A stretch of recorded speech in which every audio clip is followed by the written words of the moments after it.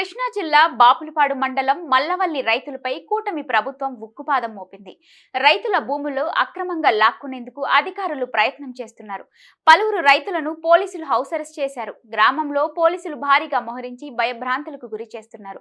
2014లో మల్లవల్లి గ్రామంలో రైతుల నుంచి కొన్ని భూములను ఏపీఐఐసికి అప్పగించింది అప్పటి టీడీపీ ప్రభుత్వం. వైసీపీ సానుభూతి పరులనే కారణంతో రాజకీయ కక్ష సాధింపుతో కొంతమంది రైతులకు నష్టపరిహారం అందించకుండా కొర్రీలు పెడుతూ ఇబ్బందులకు గురి చేసింది. అప్పటి నుంచి పరిహారం కోసం మల్లవల్లి రైతులు పోరాడుతున్నారు. తమ భూముల్లో సాగు కూడా చేసుకుంటున్నారు.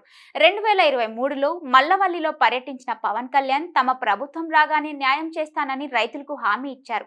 కానీ కూటమి ప్రభుత్వం అధికారంలోకి రాగానే పరిహారం కూడా ఇవ్వకుండా మళ్లీ భూములు లాక్కునేందుకు రంగం సిద్ధం చేసింది.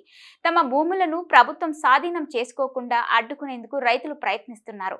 దీంతో రైతులు భూముల వద్దకు వెళ్లకుండా గృహ నిర్బంధం చేసి పోలీసులతో అడ్డుకుంటుంది ప్రభుత్వం. అధికారుల తీరుతో రైతులు ఆగ్రహం వ్యక్తం చేస్తున్నారు. న్యాయం చేస్తానని చెప్పిన పవన్ కళ్యాణ్ ఏం చేస్తున్నారని ప్రశ్నిస్తున్నారు.